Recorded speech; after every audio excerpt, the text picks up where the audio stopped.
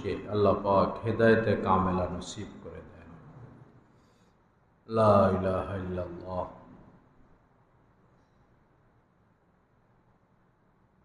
কোরআনে কারীমের মধ্যে আল্লাহ পাক বলেছেন, ঈমান আনার পর যারা নেক আমল করবে তাদের জন্য জান্নাত। ইন্নাল্লাযীনা আমানু ওয়া আমিলুস সলিহাত কানাত লাহুম জান্নাতুল ফিরদাউস। ঈমান আনার পর ওয়া আমিলুস সলিহাত, যারা নেক কাজ করবে তাদের জন্য জান্নাত।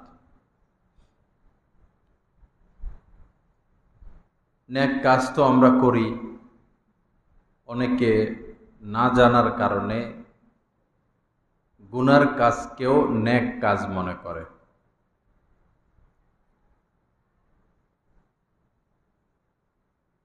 কাজ করতেছে কি মনে করে নেক কাজ, সওয়াবের কাজ, আসলে সে করতেছে হারাম কাজ না জানার কারণে।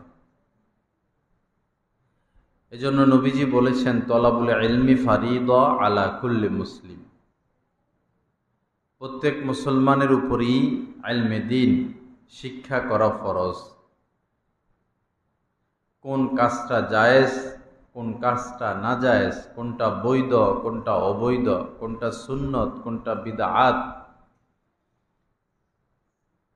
অন্তত এতটুকু ইলম আমাদের থাকা উচিত ছিল। ফরজ পরিমাণ ইলম শিক্ষা না করার কারণে আজ আমরা দলে দলে দলে দলে বিভক্ত।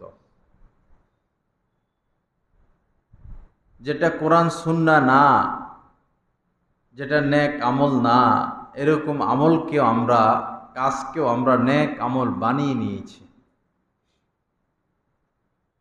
আল্লাহ পাক সহি বুঝ দান করেন। আল্লাহ পাক আমাদেরকে কোরআন হাদিস মোতাবেক চলার তৌফিক দান করেন। মনে করুন, সূর্য যখন সোজা মাথার উপরে থাকে,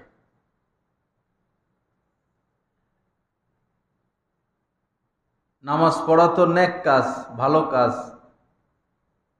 সবাই জানে। কিন্তু কেউ নামাজ পড়া শুরু করলো যখন সূর্যটা সোজা মাথার উপরে, ওই সময় নামাজ পড়তেছে। সে তো একটা জানে যে নামাজ পড়া সওয়াবের কাজ, আরেকটা জানে না যে সূর্য যখন বরাবর মাথার উপরে থাকে তখন নামাজ পড়া হারাম।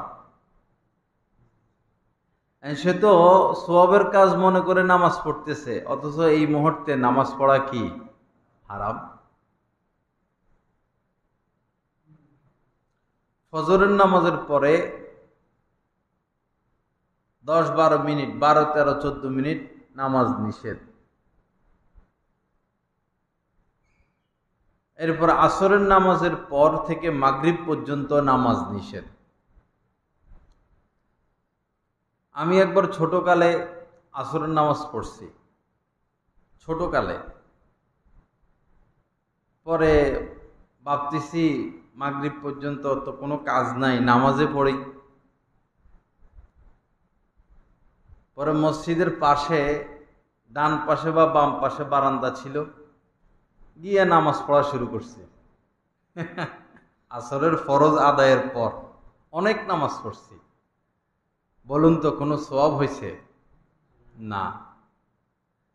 কারণ আসরের ফরজ নামাজের পরে আর নামাজ নাই। তা আমি যে পড়লাম সওয়াবের নিয়তে, না জানার কারণে। এজন্যই তলাবুল ইলমি ফারিদা আলা কুল্লি মুসলিম, প্রত্যেক নর নারীর উপরে ফরজ পরিমাণ ইলমে দ্বীন শিক্ষা করা ফরজ। আল্লাহ পাক সহি বুঝ দান করেন। আল্লাহ পাক আমাদেরকে হেদায়েত দান করেন। তো কিছু ভুল বুঝাবুঝি, কিছু বাড়াবাড়ি, কিছু জিদ, আক্রোশ, জিদাজিদি, কিছু মনোমালিন্য, বিশেষ করে না জানার কারণে অনেক কাজ আমরা ধর্মীয় কাজ মনে করি, আসলে এটা ধর্মীয় কাজ না। একটা কাজ নেক আমল ওই সময় হবে যখন এটা কোরআন সুন্নাহ মোতাবেক হবে। যেই কাজটা কোরআন সুন্নাহ মোতাবেক হবে সেটাই নেক আমল। ওই নেক আমলের উপর ভর করেই আমরা জান্নাতবাসী হব। কোরআন সুন্নাহর বাহিরে যত কাজ আছে এগুলোকে আমরা যত সওয়াবের কাজ মনে করে করি না কেন, আল্লাহর দরবারে এটার কোনো দাম নাই, মূল্য নাই। আল্লাহ পাক আমাদেরকে কোরআন সুন্নাহ মোতাবেক চলার তৌফিক দান করেন। মুহররম মাস সামনে মনে শুরু হয়েছে না? মুহররম মাস, এই মাসের 10 তারিখকে আশুরা বলা হয়। মুহররম মাসের 10 তারিখকে আশুরা বলা হয়। এই মাসের 10 তারিখে অর্থাৎ আশুরার দিন পৃথিবীর ইতিহাসে অনেক ঘটনা ঘটেছে। আবার অনেকেই অনেক ঘটনাকে এটার সাথে লাগাইয়াও দিছেন, যেটা আসলে এই তারিখে ঘটে নাই। যাই হোক, বাড়াবাড়িও আছে, ছাড়াছাড়িও আছে। বাকি মুহররম মাসের 10 তারিখ আশুরার দিনে বিশেষ বিশেষ কিছু ঘটনা ঘটেছে। যেমন এই তারিখে ফেরাউন তার দলবল সহ লোহিত সাগরে ডুবে মরেছে, আর মূসা আলাইহিস সালাম তার উম্মত সহ এই ফেরাউনের অত্যাচার থেকে এই তারিখে নাজাত পেয়েছেন। নবীজি যখন মক্কায় ছিলেন তখন রমজান মাসে রোজা রাখা ফরজ হয় নাই, এটা হিজরতের পর ফরজ হয়েছে। তো মক্কায় থাকা অবস্থায় এই মুহররম মাসের 10 তারিখে নবীজি রোজা রাখতেন।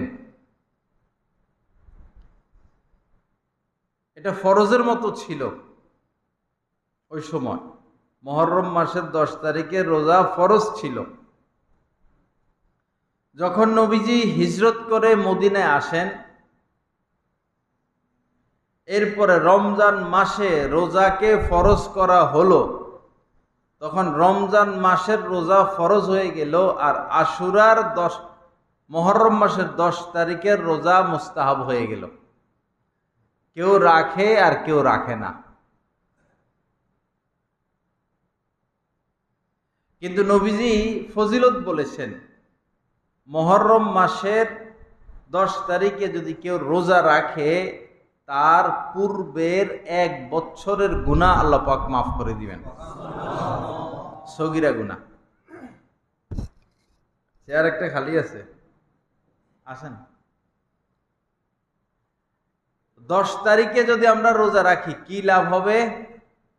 আমাদের পূর্বের 1 বছরের গুনাহ মাফ হয়ে যাবে। এটা আশুরার দিনের ফজিলত, যেটা হাদিসে পাওয়া যায়, এটা হচ্ছে এটা রোজা রাখা।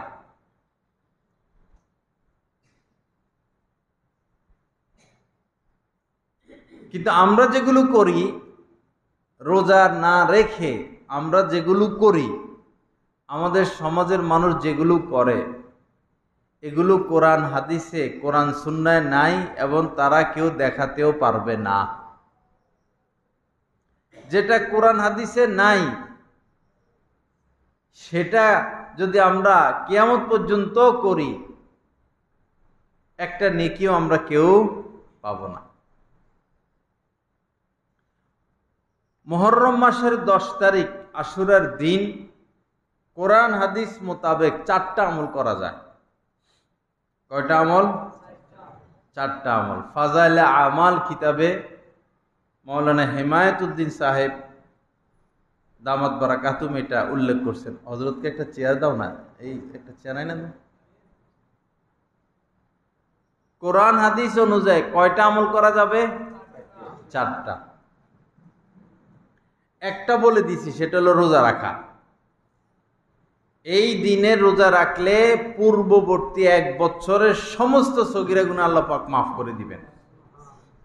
1 নম্বর আমল আশুরার দিনের। বাকি যেহেতু ইহুদিরাও এই দিনে রোজা রাখে, নাসারাও এই দিনে রোজা রাখে তাদের সিস্টেম অনুযায়ী, এজন্য নবীজি বলেছেন তাদের মানে তাদের সাথে যেন সামঞ্জস্য না হয়, এজন্য নবীজি বলেছেন তোমরা 2টা রোজা রাখবা, হয় 9 তারিখ 10 তারিখ অথবা 10 তারিখ 11 তারিখ, 2টা রোজা। শুধু একটা রোজা রাখা মাকরুহ। তো মুহররম মাসে কোরআন হাদিস অনুযায়ী আমল করতে হলে সেই আমল কি আমল? রোজা রাখার আমল। দ্বিতীয় যে আমল হাদিস দ্বারা পাওয়া যায় সেটা হলো, এই বর্ণনাটা হাসান লি গায়রিহি, কেউ বলেছেন এটা আমল যোগ্য, কেউ বলেছেন আমল যোগ্য না।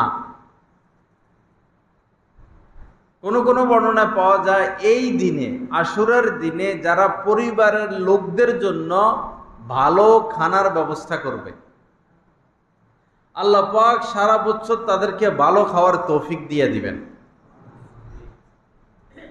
এটা ফরজ ওয়াজিব না, মুস্তাহাব পর্যায়ের।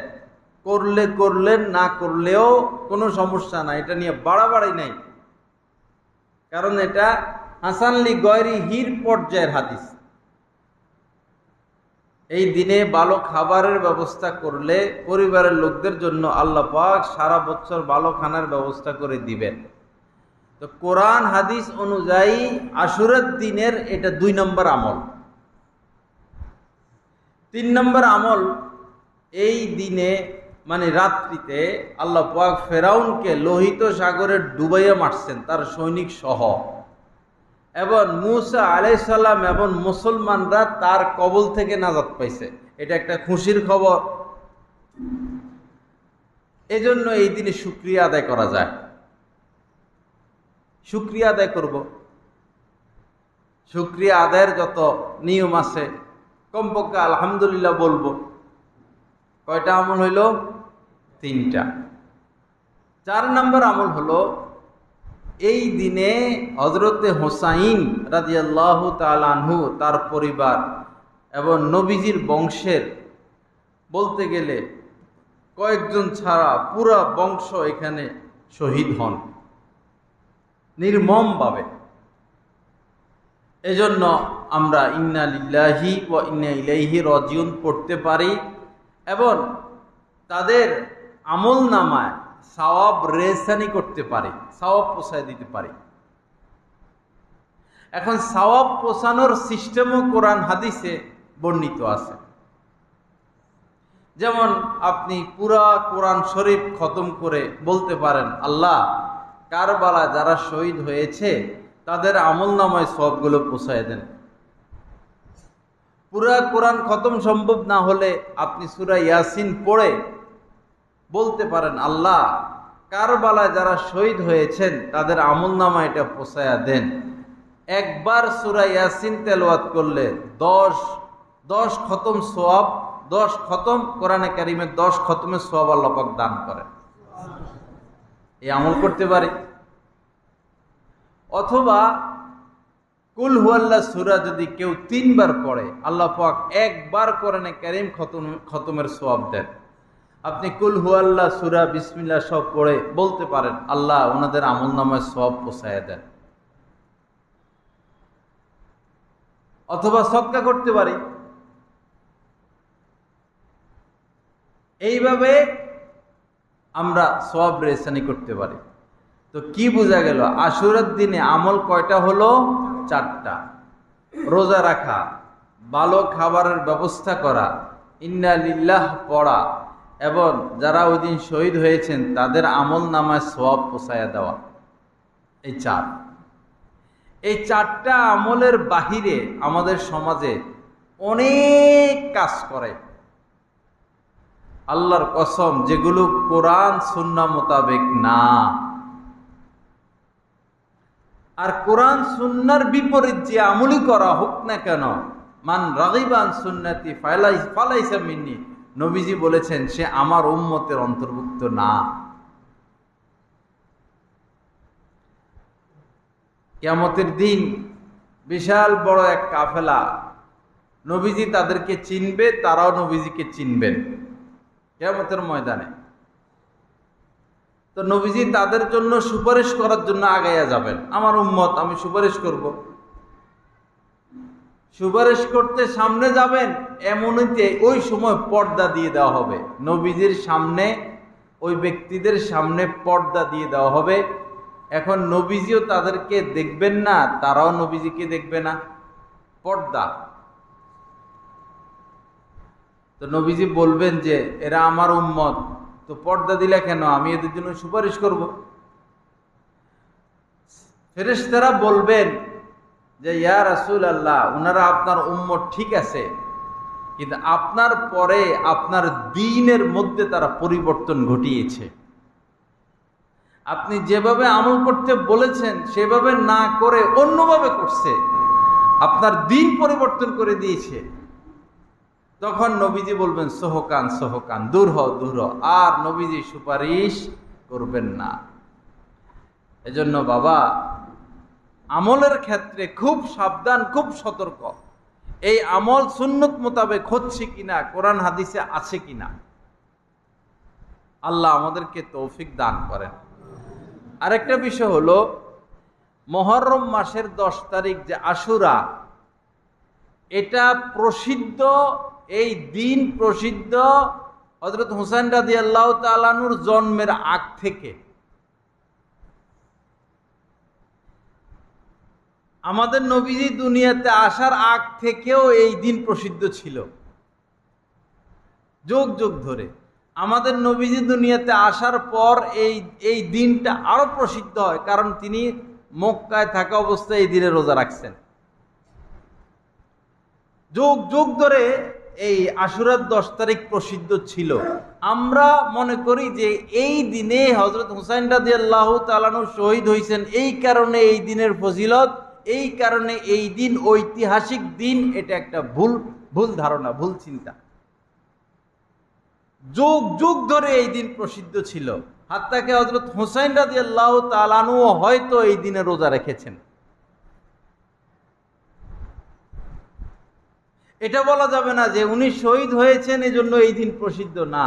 এই দিন পৃথিবীর মানে আদম আলাইহিস সালাম থেকে শুরু করেই এই দিন প্রসিদ্ধ। আল্লাহ পাক বিষয়টা আমাদেরকে বুঝার তৌফিক দান করেন।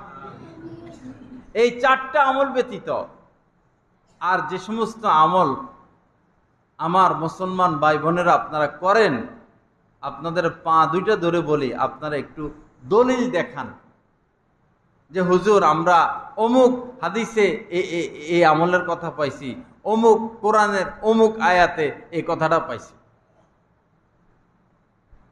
একবার পত্রপত্রিকা আসছে যে একটা ছোট বাচ্চা, কোলের বাচ্চা, এই সম্ভবত তার বয়স 2 বছর 2.5 বছর হবে। তার গায়ে পোশাক ছিল না, বাচ্চাটার গায়ে একটা ছোট হাফ প্যান্ট পরা ছিল। ভারতের ঘটনা এটা। এই ছোট বাচ্চাটাকে ছুরি দিয়া এরকম দাগ দিতেছে, হায় হাসান হায় হোসান করা। এই ছোট 2 বছরের বাচ্চাটার পিঠের মধ্যে ছুরি দিয়া দাগ দিতেছে, হায় হাসান হায় হোসাইন। মুখের মধ্যে দাগ দিতেছে, হায় হাসান হায় হোসাইন। সারা পৃথিবীর মানুষ নিন্দা করছে। নিষ্পাপ একটা বাচ্চাকে এভাবে রক্তাক্ত করতেছে, হায় হাসান হায় হোসাইন বলে।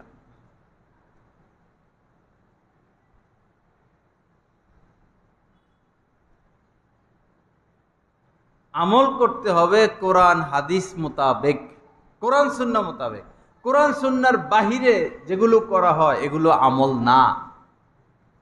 যেটা আমি আগে বলছি, সূর্য বরাবর মাথার উপরে আপনি পড়েন না 100 রাকাত, কোনো লাভ নাই। আমল করতে হবে সুন্নত মোতাবেক। কেউ নামাজ পড়া শুরু করলো পূর্ব দিকে ফিরা, কিবলার বিপরীত, 1-2 রাকাত পড়ে নাই, 1000 রাকাত পড়ছে, একটা নেকিও পাবে? কেন? বালা কামে তো করছে, নামাজ পড়লো,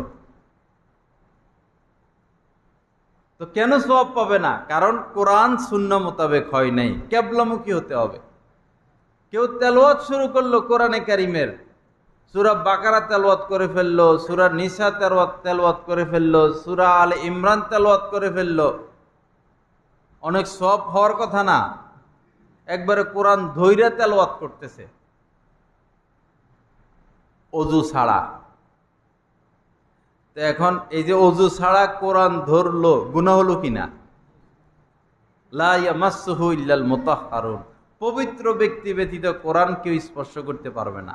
বাকি ওযু ছাড়া যদি এমনি কেউ তেলাওয়াত করে, স্পর্শ ছাড়া তেলাওয়াত করে, তাহলে সওয়াব হবে।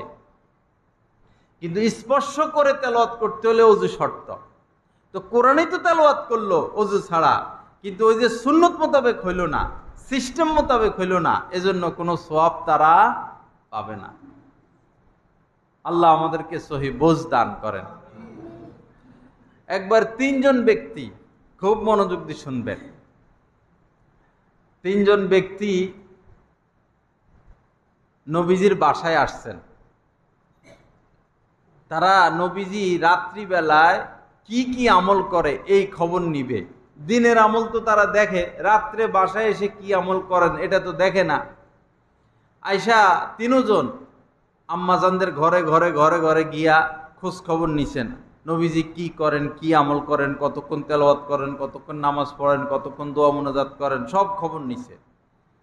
নিয়া টিয়া তারা বসলো, বৈশা তারা মন্তব্য করলো যে নবীর সাথে তো আমাদেরকে মিলাইলে হবে না, মানে তাদের কাছে আমলটা কম লাগছে, নবীজির রাত্রের আমল তাদের কাছে কম মনে হয়েছে। এজন্য তারা বলল যে নবীর সাথে আমাদেরকে তো মিলাইলে হবে না, তিনি তো নবী, আমরা তো নবী না। একজন বলে উঠল, তিনজনের মধ্যে একজন বলে উঠল, আজ থেকে মরণ পর্যন্ত রাত্রে আর ঘুমাবো না, সারা রাতে ইবাদত করব। একজনে কথা বলল। আরেকজনে বলল যে নবী তো নবী, আমি তো নবী না, আমি নিয়ত করতেছি আজ থেকে মরণ পর্যন্ত আর রোজা ভাঙবো না, সারা জীবন রোজা রাখবো। তৃতীয়জন বলতেছে যে নবীর সাথে আমাকে মিলাইলে তো হবে না, তো আমি নিয়ত করতেছি জীবনে আর বিয়ে শাদিয়ে করবো না, ঘর সংসারে করবো না, ইবাদত বন্দেগী কইরা কইরা কইরা কইরা জীবন শেষ। তিনজনের তিন কথা। পরে নবীজি এটা শুনছেন, হয়তো ওহির মাধ্যমে বা সরাসরি ওহির মাধ্যমে শুনছেন। নবীজি আসছেন, আয়সা বললেন, আচ্ছা এই যে বলছো কথাটা, সারা রাত ঘুমাবা না, সারা জীবন রোজা রাখবা, বিয়ে শাদী করবে না, তোমরাই তো? বলল, ইয়া রাসূলুল্লাহ, আমরাই। তখন নবীজি বললেন, দেখো তোমাদের থেকে আমি আল্লাহকে বেশি ভয় করি। এরপরেও হাদিসের সারমর্ম বলতেছি, এরপরেও আমি বিয়ে করেছি, আমার সন্তানও আছে, আমি রাত্রে ঘুমাইও, আমি রাত্রে ইবাদতও করি, আবার আমি রোজা রাখিও, মাঝে মধ্যে রোজা ছাড়াও থাকি। দেখো, মান রাগিবা আন সুন্নতি ফালাইসা মিন্নি, যে আমার সুন্নতের বিপরীত চলবে সে আমার উম্মতের অন্তর্ভুক্ত না। বুঝেন এবার কথাটা? তারা কি খারাপ নিয়ত করছে? কি বলছে যে সারা জীবন সে আর রোজা ভাঙবে না, বিয়ে শাদী করবে না, ইবাদত করে জীবন কাটাইয়া দিবে, সারা রাত ইবাদত করবে, বালা কথাই তো কইছে, কিন্তু তাদের কথা সুন্নত মোতাবেক হয় নাই। সেটাই আমল যেটা নবীজির সুন্নত মোতাবেক হবে। সুন্নতের বিপরীত আপনি আমল করতে করতে আকাশ ভরায় ফেলান না, আল্লাহ পাকের কাছে এটা 10 পয়সা দাম নাই। আমার কথা বুঝছেননি আপনারা? সুন্নত মোতাবেক আমল করতে হবে, সুন্নতের বাহিরে না। আশুরার দিনে এই 4টা আমল ব্যতীত বাড়তি কোনো আমল আপনি কোরআন হাদিস থেকে দেখাইতে পারবেন না। যদি পারেন তো আমরা হাজার হাজার আলেম ওলামা, লাখ লাখ তালেব ইলম, আলেম ওলামা, হাফেজ, আলেম, মুফতি যারা আছে বাংলাদেশে, সবাই আপনাদের হাতে মুরিদ হয়ে যাবো, আপনাদের মতো আমল করা শুরু করবো। আপনারা কোরআন খুলে দেখান, হাদিসের কিতাব খুলে দেখান।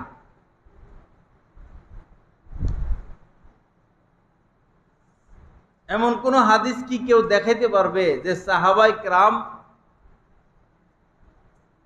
এই যে নবীজির দাঁত মোবারক শহীদ হয়েছে, নবীজির মাথায় হেলমেট লোহার এই যে আংটা ঢুকে গেছে, সাহাবায়ে কেরামের সামনেই তো হযরতে খাদিজা রাদিয়াল্লাহু তাআলা আনহা দুনিয়া থেকে বিদায় নিয়েছেন, সাহাবায়ে কেরামের সামনেই তো হযরত উসমান রাদিয়াল্লাহু তাআলা আনহু শহীদ হয়েছেন, সাহাবায়ে কেরামের সামনেই তো ওই সময় সাহাবায়ে কেরাম ছিলেন, হযরত আলী রাদিয়াল্লাহু তাআলা আনহু শহীদ হয়েছেন নির্মমভাবে। ফজরের নামাজ পড়তে গেছেন, ওই জায়গায় উনাকে তলোয়ার আঘাত করে শহীদ করা হয়েছে। সাহাবায়ে কেরামের উপস্থিতিতেই তো হযরত ওমর ফারুক ফজরের নামাজ পড়া অবস্থায় পিছনের থেকে বর্ষা দিয়া উনাকে শহীদ করা হয়েছে। সব সাহাবায়ে কেরামের সামনে ঘটছে। কোন সাহাবী কি হায় ওমর, হায় ওসমান, হায় আলী, হায় আয়েশা, হায় খাদিজা রাদিয়াল্লাহু তাআলা আনহুম এগুলো বলে বলে নিজের শরীরের থেকে রক্ত বাইর করছে? কোরআন হাদিসে কেউ দেখাইতে পারবে? হযরত ওমরের মর্যাদা কি ইসলামে কম?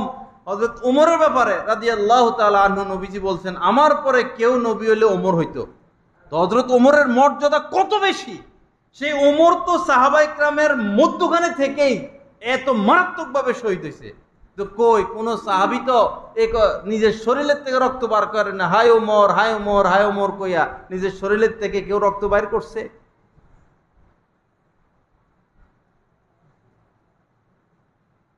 আল্লাহ পাক আমাদেরকে সহি বুঝ দান করেন, আল্লাহ পাক আমাদেরকে কোরআন হাদিস মোতাবেক চলার তৌফিক দান করেন। কোরআন হাদিসের বিপরীত চলবো, আমি বিচ্যুত হয়ে যাব, আমার কোনো অস্তিত্ব থাকবে না। এজন্যই প্রয়োজনীয় ইলমে দ্বীন শিক্ষা করা।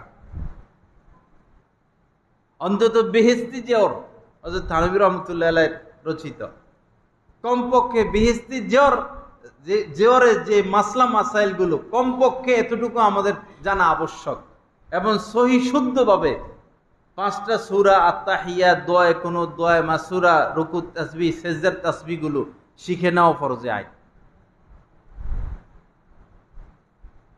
আসুন বাবা, আমরা কোরআন সুন্নাহ মোতাবেক চলি, কামিয়াব হই, আমাদের ঘরের লোকদেরকেও কামিয়াব বানাই, এর বিপরীত না চলি।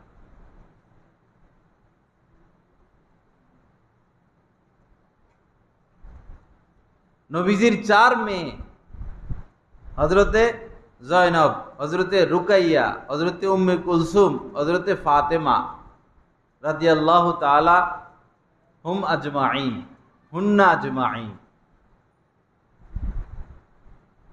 নবীজির মেয়েদেরকে তো নবীজি দ্বীন শিখাইছেন, কোরআন সুন্নাহ শিক্ষা দিয়েছেন। নবীজির মেয়েরা পর্দা করত। আমাদের তো মেয়ে আছে, আমাদের তো সন্তান আছে, আমরা কি তাদেরকে কোরআন হাদিস শিখাই? আমাদের মেয়েদেরকে পর্দায় রাখি?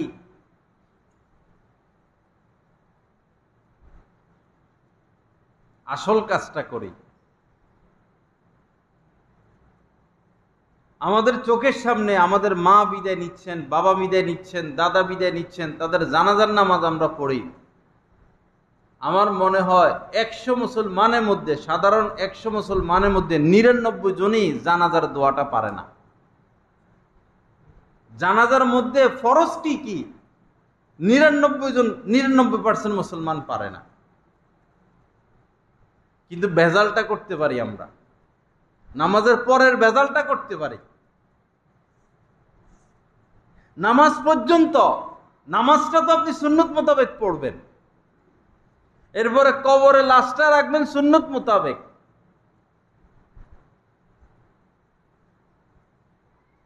আমি বহু জায়গায় খবর নিছি, বহু এলাকায় খবর নিছি, লাশ কবরে সুন্নত মোতাবেক রাখা হয় না। চিৎ করে লাশকে শোয়া দেয় আর মাথাটা কিবলার দিকে ঘুরিয়ে দেয়, এটা সুন্নত না।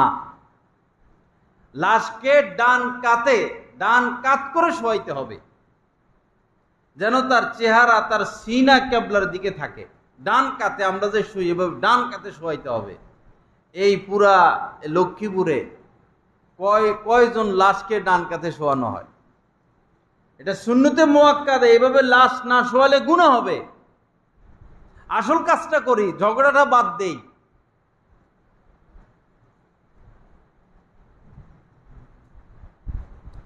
গান শোনা গুনাহে কবিরা, হারাম। আল গিনাউ ইউনবিতুন নিফাকা ফিল কলবি কামা ইউনবিতুল মাউজ যারা। নবীজি বলেছেন যে যারা গান শুনে, এই গান মানুষের অন্তরে নেফাকি সৃষ্টি করে। পানি যেভাবে শস্য বীজ উৎপন্ন করে, গান তদ্রূপ মানুষের অন্তরে নেফাকি সৃষ্টি করে। আপনার আমার ঘরে সারাদিন গান চলে, মোবাইলে সারাদিন গান চলে, টেলিভিশনে সারাদিন গান চলে। মেয়ের মধ্যে পর্দা নাই, আমার মুখে দাড়ি নাই, স্ত্রীর মধ্যে পর্দা নাই, হালাল হারামের কোনো যাচাই বাছাই নাই। একজন মানুষ ঠিক মতো কোরআনে কারিম শুদ্ধ করে পড়ে না। ঘরের মধ্যে একজন মানুষ 5 ওয়াক্ত নামাজ পড়ে না, হজ ফরজ হয়ে রয়েছে, হজ করে না, পর্দা ফরজ পর্দা করে না, জাকাত ফরজ জাকাত দেয় না। আসি আমরা ঝগড়া নিয়ে।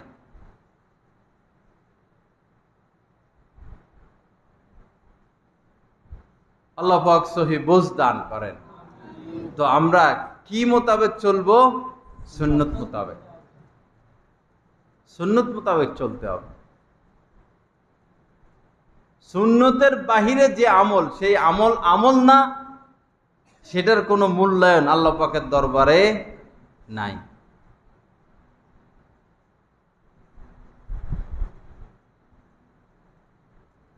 চারো মাযহাবের ইমামদের নিকট এক মুষ্টি পরিমাণ দাড়ি রাখা ওয়াজিব। যারা দাড়ি শেভ করে, দাড়ি কেটে ফেলে, এই ব্যাপারে সকল উলামা ইকরাম একমত যে সে 24 ঘন্টা কবিরা গুনাহের মধ্যে লিপ্ত। যারা দাড়ি ছোট ছোট করে রাখে অথবা একদম ক্লিন শেভ, 24 ঘন্টা সে কবিরা গুনাহে লিপ্ত। কি উপায় হবে ভাই? আর তাকে কেউ যদি কাবার সামনে, একদম হাজরে আসওয়াদের সামনে সেজদায় পড়ে আছে, সবে কদরের রাত্রিতে কাবার সামনে হাজরে আসওয়াদের সামনে সেজদায় পড়ে আছে, সেজদার সওয়াব সে পাবে, কাবার সামনে নামাজের সওয়াব সে পাবে, লাইলাতুল কদরের সওয়াব সে পাবে। কিন্তু শেভ করার কারণে, দাড়ি না থাকার কারণে ওই সময় ফেরেশতা তার আমলনামা কবিরা গুনাহ লিখতে থাকবে। কি কঠিন বিপদ ভাই! নবীজির সুপারিশ ছাড়া আমাদের কাহারও নাজাতের ব্যবস্থা নাই। আমরা যে নবীর উম্মত, আলামত কি? হাজিরে হজ করতে যায়, ব্যাগের মধ্যে বাংলাদেশের পতাকা লাগায় রাখে, দেখছেন কি না? এইখানে একটা ব্যাগ রাখে, সবার ব্যাগের মধ্যে বাংলাদেশের পতাকা। মানে কি? মানে আমি বাংলাদেশি হাজি। তো কিয়ামতের ময়দানে তো ইহুদি উঠবে, খ্রিস্টান উঠবে, বৌদ্ধ উঠবে, নাস্তিক উঠবে, হিন্দু উঠবে, বেড়া উঠবে, বেড়ি সবাই। তা আমি যে নবীর উম্মত, আমার ঝান্ডা কি, পতাকা কি? পতাকা হলো এক মুষ্টি দাড়ি। আমার পতাকা কি? এক মুষ্টি দাড়ি।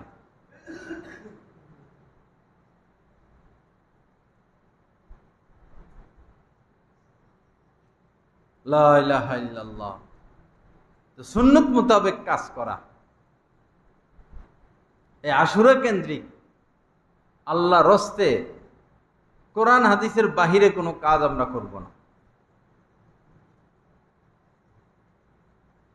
করব বিপদে পড়ে যাব।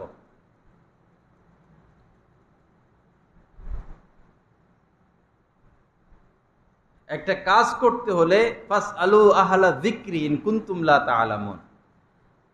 আল্লাহ পাক কোরআনে কারীমের মধ্যে বলেছেন, যে বিষয় তুমি জানো না, দ্বীনি বিষয়, আলেমদের থেকে জেনে নাও।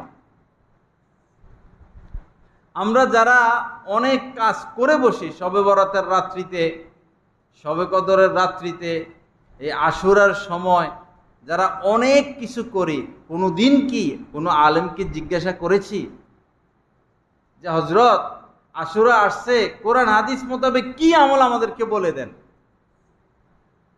আল্লাহ বলছে আলেমদের থেকে জেনে নাও। আমি কি কোনোদিন আলেমের কাছে জিজ্ঞাসা করছি?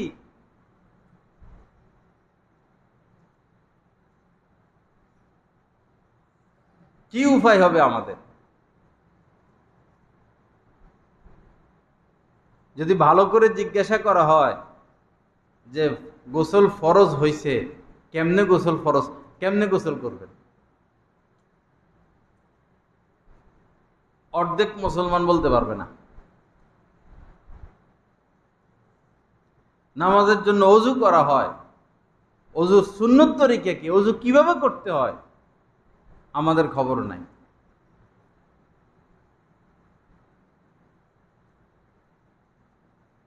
জরুরি বিষয়গুলো শিখা উচিত। প্রতিদিন যদি 10 মিনিট কেউ সময় দেয়, 20 মিনিট সময় দেয়, নাহলে 2-3 মাস লাগবে, সুন্দর সে কোরআন শিখে ফেলতে পারবে। কোরআনের প্রথম যে কথাটা নাজিল হয়েছে, ইকরা, তেলাওয়াত করো, পড়ো। কোরআনের প্রথম কথাটার উপরে তো আমাদের আমল নাই।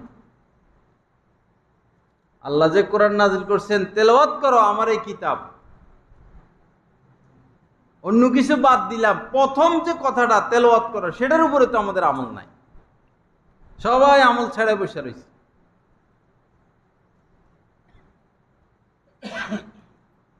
লা ইলাহা ইল্লাল্লাহ। যাই হোক, সবার প্রতি অনুরোধ, বাড়াবাড়ি না করি, সুন্নত মোতাবেক চলি। ঘরে প্রবেশ করব সুন্নত মোতাবেক, বের হব সুন্নত মোতাবেক, খানা খাবো সুন্নত মোতাবেক, ঘুমাবো সুন্নত মোতাবেক, ইবাদত করব সুন্নত মোতাবেক। বহু মানুষকে আমি জিজ্ঞাসা করছি যে আজকে যে দুপুরে খানা খাইছেন, বিসমিল্লাহটা পড়ছেন কিনা? হাসে। আচ্ছা, বিসমিল্লাহ পড়লেন না, আল্লাহ খাওয়ার তৌফিক দিছে, খাওয়ার পরে তো শুকরিয়া আদায় করতে হয়, আলহামদুলিল্লাহ পড়ছেন কিনা? হাসে।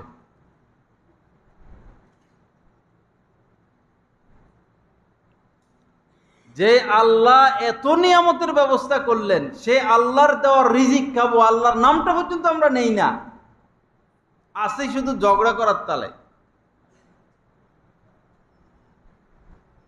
খাওয়ার পর আল্লাহর শুকরিয়া আদায় করবো, অন্তত আলহামদুলিল্লাহ বলে, এটাও আমাদের এতটুকু আমল হয় না। কি করলাম জীবনে?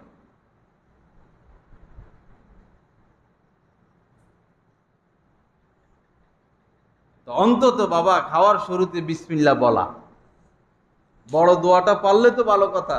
আল্লাহুম্মা বারিক লানা ফীমা রাযাকতানা ওয়া কিনা আযাবান নার। খানা শুরু করার আগে বিসমিল্লাহি ওয়া আলা বারাকাতিল্লাহ, ওগুলো না হলে অন্তত বিসমিল্লাহ বলে খানা শুরু করা। খাওয়ার পক্ষে পরে কমপক্ষে আলহামদুলিল্লাহ। লক্ষ লক্ষ কোটি কোটি মানুষ মুসলমান খাওয়ার পরে আলহামদুলিল্লাহ পর্যন্ত পড়ে না। ঘুমের মতো এত আজিমুশান নিয়ামত, ঘুমাইতে না পারলে মানুষ পাগল হয়ে যাবে। কোটিপতিরা ঘুমের ট্যাবলেট খেয়ে ঘুমাইতে পারে না। ঘুম কত বড় নিয়ামত আমাদের বেঁচে থাকার জন্য। এত বড় নিয়ামত ভোগ করার পরে ঘুমের দোয়াটা আমাদের মুখ দিয়ে বাইর হয় না। এখন যদি জিজ্ঞেস করি যে আজকে গতকাল রাত্রে ঘুম থেকে জায়গা কে কে ঘুমের দোয়াটা পড়ছেন, অন্তত আলহামদুলিল্লাহ বলছি, দেখা যাবে যে এই পুরা মজলিস থেকে আমার মনে হয় 5 জন হাত উঠাইতে পারবে না, আমার হিসাব আছে। লা ইন শাকারতুম লা আযীদান্নাকুম, নিয়ামত পেয়ে শুকরিয়া আদায় করলে নিয়ামত বাড়াইতেই থাকবো, বাড়াইতেই থাকবো। ঘুম থেকে জাগলে প্রথমে 3 বার আলহামদুলিল্লাহ বলতে হয়। আলহামদুলিল্লাহ, আলহামদুলিল্লাহ, আলহামদুলিল্লাহ। এরপরে হাতের তালু দিয়ে চোখটা একটু ডলতে হয়, হালকা হালকা মেসেজ দেওয়া, কারণ সে 6-7 ঘন্টা বন্ধ ছিল। এরপরে দোয়াটা পড়া, আলহামদুলিল্লাহিল্লাযী আহইয়ানা বা'দা মা আমাতানা ওয়া ইলাইহিন নুশুর। কি ভালো, কি শান্তি লাগে মাসনুন দোয়াগুলোর উপর আমল করলে। ঘুম যাওয়ার আগে কত, এরকম তো না যে ঘুম যাওয়ার আগে এমন এক দোয়া নবীজি শিখাইছেন যেটা পড়তে 20 মিনিট লাগে, এরকম ঘুম যাওয়ার আগে এমন দোয়া শিখেছেন যেটা পড়তে 5 মিনিট লাগে, এরকম। আশ্চর্য ব্যাপার, 20 সেকেন্ডও লাগে না। আল্লাহুম্মা বিসমিকা আমুতু ওয়া আহইয়া, শেষ। কি দয়া, সুবহানাল্লাহ। কিন্তু আমরা এমন নালায়েক, এই দোয়াটাও পড়ি না।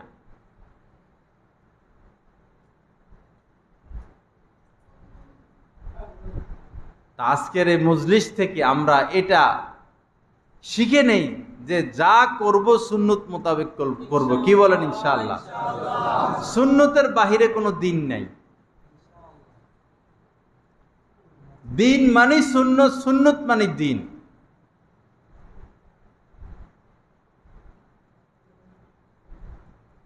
নবীজি বলেছেন, মান তামাসসাকা বিসুন্নতি ইনদা ফাসাদি উম্মতি, ফিতনা ফাসাদ পদস্খলনের জামানায় যে আমার সুন্নত মোতাবেক চলবে, ফালাহু আজরু মিয়াতি শহীদ, তার জন্য রয়েছে 100 শহীদের সওয়াব। এই জামানায় কেউ যদি সুন্নত মোতাবেক চলে আর দুনিয়া থেকে বিদায় নেয়, 100 শহীদের সওয়াব আল্লাহ পাক তাকে দান করবে।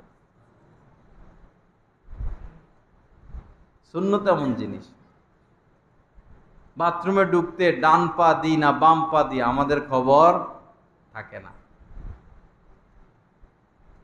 মসজিদে ঢুকতে আমি মাঝে মধ্যে বারান্দায় বসলে তাকাই থাকি আর কি, সমানে ঢুকতেছে কি বাম পা দিচ্ছে না ডান পা দিচ্ছে। এমনি যার হাঁটার গতিতে বাম পা পড়ে সে বাম পা দেয়, যার হাঁটার গতিতে ডান পা পড়ে সে ডান পা দেয়। এই খবর নাই যে মসজিদে ঢুকতে তো ডান পা দিতে হবে। বড় পরিতাপের বিষয়। আল্লাহর ঘরে ঢুকতেছি, এই ক্ষেত্রেও কি সুন্নত আদায় করব না?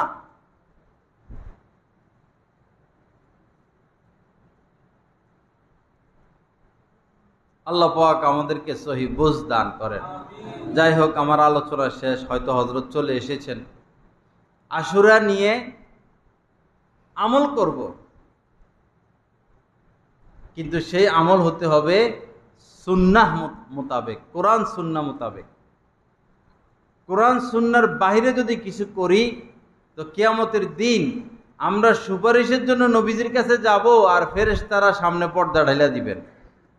নবীজি সুপারিশ করবেন না সুন্নতের বাইরে কিছু করলে। আর নবীজির সুন্নত সুপারিশ ব্যতীত কেউ নাজাত পাবে না। যে 4টা আমল আমি বলেছি, এই 4টা আমলের বাহিরে আশুরার দিন করণীয় কিছুই নাই। রোজা রাখবেন,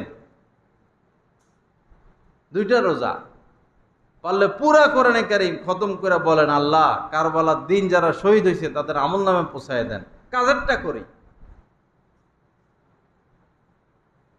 যা কিছু আলোচনা হলো, আল্লাহ পাক আমাদেরকে আমলের তৌফিক দান করেন। আমাদের সবার মুরব্বী, কুলিয়ারচরের মুরব্বী হযরত আসছেন, ইনশাআল্লাহ অনেক গুরুত্বপূর্ণ কথা বলবেন। আমরা দিল থেকে সবাই শুনবো।